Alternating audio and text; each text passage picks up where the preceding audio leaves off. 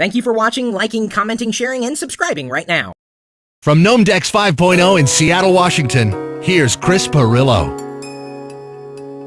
Initially, well, here's the situation. It's alive. Initially, it's alive. We were going to say we have a capacity of 400, but we thought we don't want to do that because we want to have a single experience. So we just limited it to 300, and then 300 happened, and then people like Alex came along. They said, "Please open up another room," and we said, "Okay, 350." All right. So well, actually, I think I said it was my boss's fault I registered late. Please open another room. And so we did. And so now we were pushing 400 attendees. Well, this guy's got some serious lobby. How in the heck did you twist his arm like...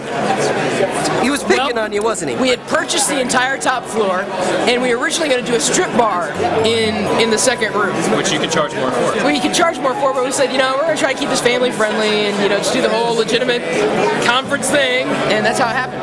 And so you're feeling like a lucky man is what's going on here. Actually, that's my nickname. Lucky man. Okay, so I met your folks outside. Oh, okay. And we were having a little talk, and I got to tell you, you have made your parents so damn proud. I think they were a little disappointed, actually. They're disappointed that I didn't do it in Iowa again. No, your dad had the ding. Oh, the fire alarm went off.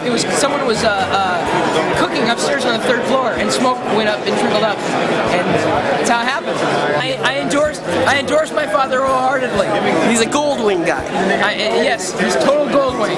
He's a Goldwing fanatic. In fact, I took a motorcycle safety course and never got a license because I dropped the bike too many times. No riding motorcycle. I leave that to my father. Yeah, they're very happy. This year is turning out to be a very good year. It is, and that's the funny thing. I've had people come up to me and say, "Chris, this was a great conference." I'm like, "We've only been here for like 2 hours. This is a party." Energy, people, humor, content, An excess of fun. Yeah, an excess. Oh man, this seriously. I know we're setting records. I don't know which records we're setting, but we're setting records. Over, we've got the Blogger Corner, sponsored by Google, and even before they were serving drinks, people were like typing, "Okay." Or I didn't know they were serving martinis. Here's what happened. Of course, the schedule's changed. This is why I don't post the schedule until the last minute. So on the registration form it said 5 o'clock, but on the website it said 7 o'clock. So my excuse is that I was still thinking Central Time. So plus, you get people to show up a little early. Yeah, building excitement. Exactly. This is my favorite time of the conference. Is the very beginning, and the reason why the reason why I do what I do with Gnomedex is because, like on Thursday night, why it starts like this party and that's it. Because usually in a conference you go right in, it's like cold, you don't know anybody, you're just there for a conference, you're just like kind of there. But if you get them together, get people together, you get them going, you get the energy going the night before, the next day they recognize faces, names, they're ready, they're excited, they're happy, they're thrilled, and you've got a great conference. But it all starts with the first night. It all starts with the first night. Okay, so he's the one responsible for Gnomedex this year. No, he's not. Yes, he is. He said you were. No, he he's said lying. he might be responsible, but you're accountable. Well, that sounds like Steve. He makes all the money.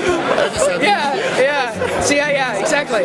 So Ponzi has that figured out. how's the catering? That's the real question. Well, I haven't actually eaten anything, so I can't tell you. Ice cream sundae. I would say an announcement, but like it seems like everybody's making announcements now. It's like, okay, you can make announcements. I'm like, no, I'm not. But I think what they're going to share, is going to be pretty massive.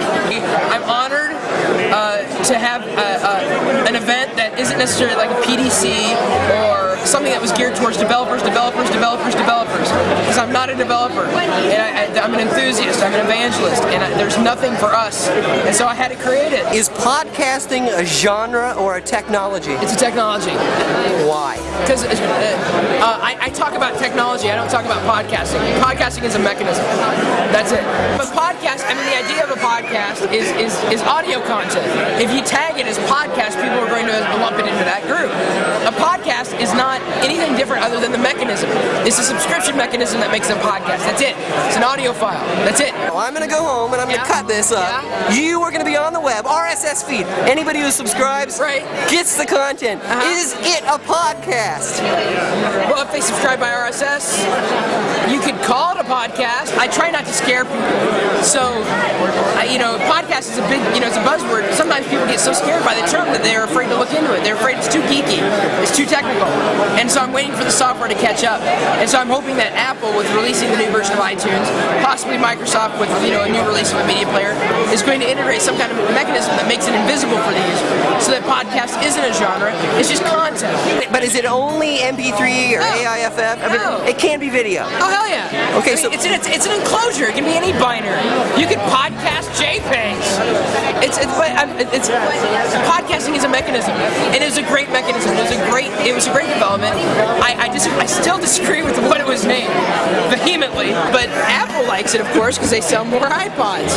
I'm not an iPod. I've got an iPod photo in my backpack right now. It's not mine. I bought it for somebody, so I have no problem supporting iPods. So it's branding. It's the term. I think it got overplayed because I think the media missed the whole blogging bandwagon, and so when they saw something new, it was like, what is this? We better get on this bandwagon. It's cool. It's very nice. I'm happy to see the software take off to the point where it's a lot easier to use and facilitate. So, am I a podcast supporter? Sure. I was planning on doing my show, sponsored by Microsoft Windows Media. I was planning on doing it before I knew about podcasting. I announced it at the last Gnomedex. So the fact that it came along, I was like, oh yeah, sure, it's good timing. The software's there, the awareness is there, and certainly I think it's fun. But I worry that just because you can podcast doesn't mean you should. Much like blogs, there's a lot of noise out there. I think the same thing's going to, in fact, I think it's going to happen with podcasting, but worse. A lot of people are going to start it and realize, this is taking too much time. It was fun, but now the news is worn off, and I'm ready to go elsewhere and do something else. And for some people, they're going to have fun with it. They're going to make it successful wherever they term success. I want to be able to look past a lot of the hype and get to what the fundamental core principles are. Using your voice, sharing your voice, easy subscription mechanisms, and that's what makes podcasting. Google for Chris. Chris in Google, Yahoo, MSN, and those are the only ones that really count. Okay. Yeah. A special Gnomedex 5.0 thank you to Chris Pirillo for making it happen.